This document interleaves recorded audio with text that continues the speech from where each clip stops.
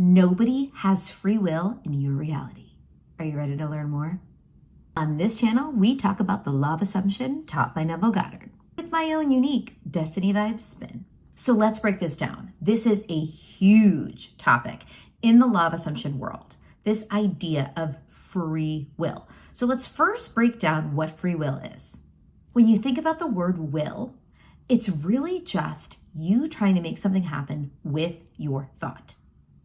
You're going to will something into existence. So really, it's the concept of free thought. We all have freedom to think whatever we want to think. That is the only place where we are free, or at least that's the illusion. Now, where does destiny come in? Because this is huge, right? In the law of assumption community, the concept is that literally nothing is predestined at all. And I actually disagree on that. I believe that before we come into this game of the Earth experiment, and before we decided to drop into physicality for the purposes of being in the human experience, before we came, we had a couple of things that we determined before we came. For example, we determined our name. We determined the family we were going to drop into. We determined a bunch of stuff, right? So there is a little bit of a structure of creativity that happened prior to dropping in. But here's the key. Technically, time does not exist. There is no time. Time is an illusion that we have here in this physical world, right? So time doesn't exist. And that is the biggest part that you have to understand, that time doesn't exist. And because time doesn't exist, everything is happening now. So even when, you were just that spark of consciousness on the other side before you dropped into the physicality, right? That moment is happening now too, right? So technically, you're constantly always in a creation mode, whether you created some certain things that predetermined the character you're playing in the movie that you're playing it in, right? And that's kind of where my work comes in on my other channel, Destiny Vibes with Javo. Check it out. But basically, there is a little bit of a movie script, if you will. There is a little bit of a structure. And a lot of people in the law of assumption community don't really talk about that. And another really cool way to kind of understand this is to binge near-death experience videos. Because when you binge people who've literally left their body and have gone to the other side and come back, they can really tell you that time doesn't, of course, exist, and that we literally did determine a couple of little characteristics, if you will, that we're going to experience in this lifetime. So I would say that there is like one part destiny and then one part free will. But here's where it gets so fun. Technically, no one has free will in your reality. Vice versa. You don't have free will in their reality, right? Now, this is where it gets really hard for us to understand because we are so programmed to believe that the physical world is the only thing that's real. So the best way to understand this and unpack this, similar to some stuff I was saying last week, is that you really want to understand that there are infinite amount of timelines and infinite versions of everyone in your world. And you are activating with the power of your conscious mind and your focus, you are activating what you are experiencing in every now moment. This is why two people can experience the same person very differently, because you are technically activating an aspect of them or a timeline, in the quantum field with your focus and with your assumption. So when I got into Neville's work, I kept hearing this phrase, everyone is you pushed out.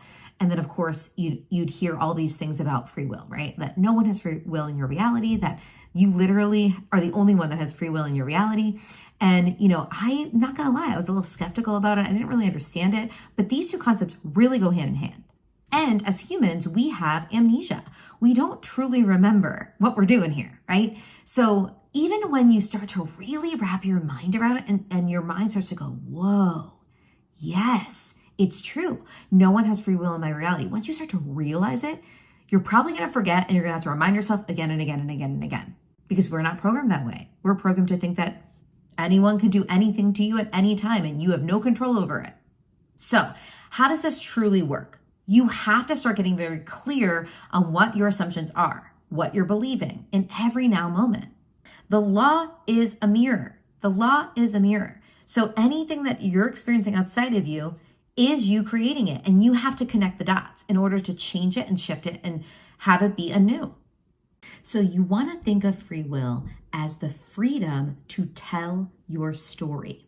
Since the will is the thought, it starts with the thought. And I'm going to show you using my 1, 2, 3, 4 method, which I pulled from the 25 years of studying the divine zodiac, God literally put conscious creation, the energy language of conscious creation, in the sky, okay? It's all there in the divine zodiac. And I'm going to show you in a quick video soon.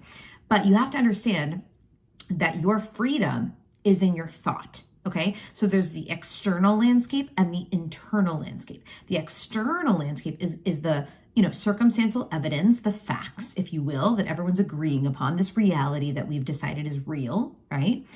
And then there's your thought about it. And that thought produces a feeling about it, right? And then that gets impressed into the subconscious. And I'm going to show this to you using the divine zodiac in a second. So stay tuned. But here's the thing. You have to understand that it starts with a thought. And so your freedom, the only thing that truly is free about you, okay? And technically, once you realize it, everything is free about you. Then you realize you're fully free, 100% free, right? But really, the only thing that's free is the thought. You could think any thought you want to think right now. Anyone around you could be thinking any thought they want to think. That is our freedom. So free will is the story you're telling. So there's a story right here that says, I am rich. And there's a story right here that says, I am not rich. And yes, you're going to most likely persist in what's showing up in your reality. But what's showing up in your reality is old news. It's from your old thoughts, right? So if you start to persist in the new story, you're going to start to experience the new story, okay? And it happens with people too. The aspect of the person in front of you is the aspect that you brought in through your assumption, through the story you're telling, through the story that you're persisting in. And that persistence of that focus of that story is creating the subconscious impression into the subconscious that's then producing it in the physical world. Now, a lot of people like to say that what we're doing is a simulation, that it's not real, it's a simulation. And technically, it is sort of like a simulation in the sense that it is a conscious game of energy, right? We are here emitting a frequency, emitting a vibration through the power of our free will, of our thoughts and our feelings, our internal landscape, and that is creating an energy field. And that energy field is connecting to another energy field. And just like, they use the analogy of a radio dial or the channels on the television, and you're tuned into one channel, but the other channels are still existing, right? So we're really just tuning in from frequency to frequency to frequency, okay? But that doesn't mean that everyone's a robot in your reality. It just means because in their reality, it's the same thing. They're the only one with free will. So everyone's kind of playing their own little fun video game of this Earth experiment, and you're getting what you are putting out with your thoughts and your feelings and your conscious focus. Now, some could say this concept is dangerous. It's dangerous because it's manipulation, right? Like thinking that you're the only one that has free will. Another thing that they could say that is dangerous is that, this idea that you're playing God, that you're the only one in control. But technically, you have to see it this way. Okay, let's flip it a little bit. So you need to see that we live in a world where we try to get something by doing something, by taking an action or by doing something. So for example, we might go to our partner and we might scream at them and tell them, how dare you do that to me, right? And we just start talking to them and start taking massive action toward, getting them to change, right? And a lot of our change work, trying to transform people, is literally us trying to go outside of us and change it. That's like going to the mirror and trying to change the mirror to change yourself, right? We're not programmed or trained, or we've never really learned to always just go in to change what's happening outside of us. So that's the flip, right? That's the difference, is that we do manipulate in our Earth experiment by trying to take action and yell at people and scream at people and, do these action-based things to get them to change. And that's not what we're talking about. When we talk about no one has free will in your reality, what we're talking about is that you change the people by the power of your mind, by going within and changing what's happening within. And it's not necessarily like, if I'm getting someone yelling at me, I'm yelling inside me. It's not, the match is not always that.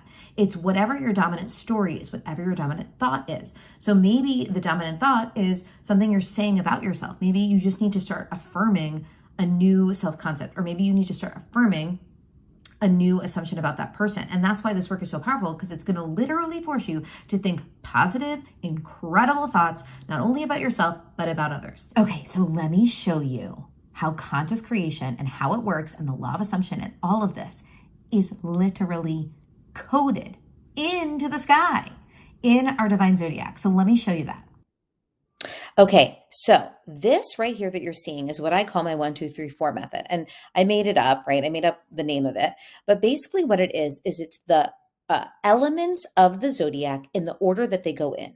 So the order that they go in is fire, which is action. So it's fire, earth, air, water. Fire, action or spiritual energy. Earth is physical, tangible energy. Fire, earth, air is thought or mental energy. And water is emotional or feeling energy, right? So you just take that and you just keep repeating it again and again and again to create the full zodiac system. Okay. So what's so cool is that literally is how conscious creation works. That is how it all works. So I'm going to show you right now in this analogy of the ocean and the waves. So we've got the Father, the Son, the Holy Spirit, right? We've got zero, which is the ocean, source energy, oneness. And then we've got the little spark of consciousness, the wave that broke away from the ocean that is separated and now is one. Okay. That is the spark of consciousness, which is you, that decided to drop into physicality for the Earth experiment. Okay. Now, this is where once the separation occurred, okay, now we have two, the separation.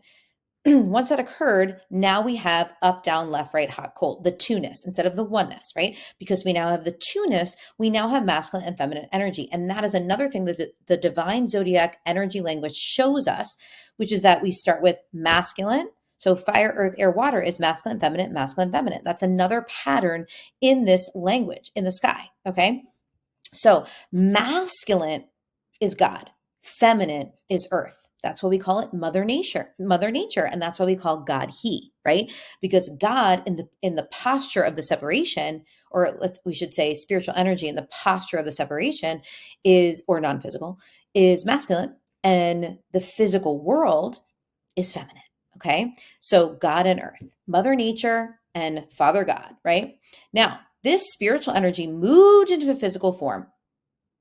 And it creates this internal landscape. So this is the external landscape. This is the internal landscape. What is the internal landscape? The internal landscape is energy in motion. Okay. So spiritual energy moves into physical form. You're born, or the earth is formed, right? Whatever part of creation you want to talk about. Now you are this human form walking on the earth, right? Having this 3D earth experience. But technically, you have this inner world that's happening inside you.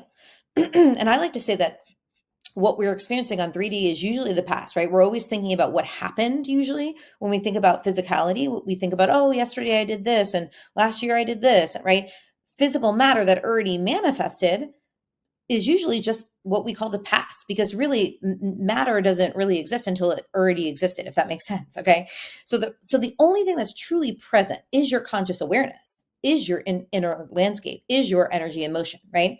And that energy and motion is creating into this idea of what's going to happen, right? That future no time, that level of miracles, that plane of no time, that plane of potential. Okay. So really it's the four. And what is the four? It's the Adam and Eve within you. Okay. Because you have spiritual energy moving into physical form. Then you have a thought about it, then you have an emotion about it, and you repeat the cycle. So when Neville talks about impressing the subconscious, it's this top area. It's the feeling going into the subconscious, into that action plane, which is technically spirit, inspired action, right? In spirit, nothing is going to happen from an action perspective unless there's spirit within the body, in the physical body. If you're dead, the physical body's not moving, right? So action is really just spirit moving. But the spirit moved from the feeling, and the feeling happened from the thought, and the thought happened from the result that manifested in the 3D. So do you see how most of us are living in this conscious side of the 1, 2, 3, 4, right? We're living in this conscious side, and we're having a thought, and then it's having a result, and then we're having a thought, and it's having a result. And we're just constantly in this place of the thought and going outside of ourselves. That's what we've been programmed to do. And a lot of us are not tapped into the feeling of what that thought produced, the feeling, and also doing this with an intentionality, right? Using our mindset intentionally, setting a dominant thought for the mindset, aka setting it, right? Setting the mind to what we want it to be, telling the right story. And so this Adam and Eve within us, right? This concept of the yin and yang, the masculine and feminine within us, I don't know if you've ever heard of Dr. Pat Allen, but Dr. Pat Allen is the god of romance. And she always says that every marriage has 4 people, your thoughts and feelings and their thoughts and feelings, your masculine and feminine and their masculine and feminine. So basically what you want to recognize is that we are technically God because we are made in the image and likeness of God, meaning that our consciousness is God. It is the masculine within us. It is the free will within us. It is the creator within us, right? And that masculine within us is going to feed in and impregnate the Eve within, right? And then we go through the cycle again. Okay. So that is literally pulled from the divine zodiac. And as you can see, conscious creation, the process of creation, whether you're talking about the creation of all that is versus the creation of you being born versus the creation of what your life is about, it's all you in that powerful story and telling the right story with the thought, and then impressing the subconscious. And then from there, the part that we don't do, the plane of miracles, right? The Holy Spirit part is allowing it to impress and allowing the subconscious to do its job to literally create your dream life. So I know that was a lot. What I teach is super innovative. I don't teach the zodiac, if you will, like most astrologers do. And I found that once I found Neville's work, I realized that it all is one thing, right? We're all talking about the same thing. And every part of reality shows you this code, this blueprint, this code of conscious creation. So when you're thinking about no one has free will in your reality, when you're really in that concept, you have to recognize that you are the operant power. So what you want to say to yourself is you want to say, oh, right, I forgot, I have amnesia. I am actually a spark of consciousness, a wave of the ocean of source energy, of powerful, pure, positive source energy. And the kingdom of heaven is within me. I am God. I am, a creator, if you will, right? And because I am the power and I am God, I am the only source of power in my reality. And therefore, I get to decide what I want to create next, what I want to tell the story of next, right? Now, yes, you could go off with that and start to get arrogant and be like, well, I'm going to do this and I'm going to do that.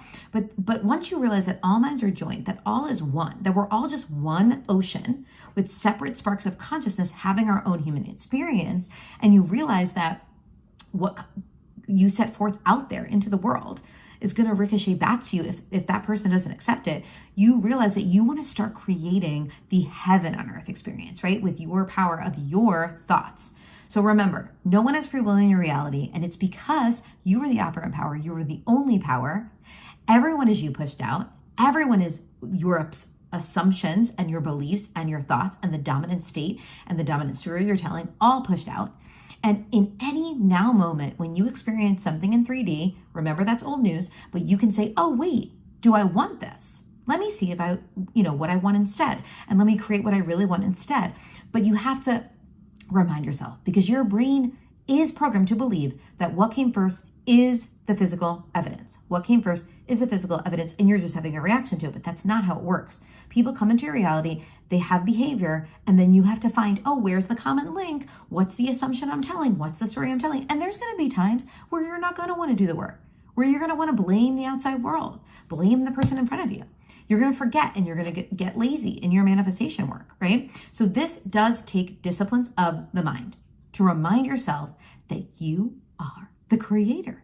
I hope you enjoyed this video. Please let me know in the comments below what you want more of, what you have questions about, and go out there and be a powerful creator. And please make sure to subscribe, comment below, like I said, and join me for my 21-day manifestation course, The Mindset Fix below. I'll see you soon.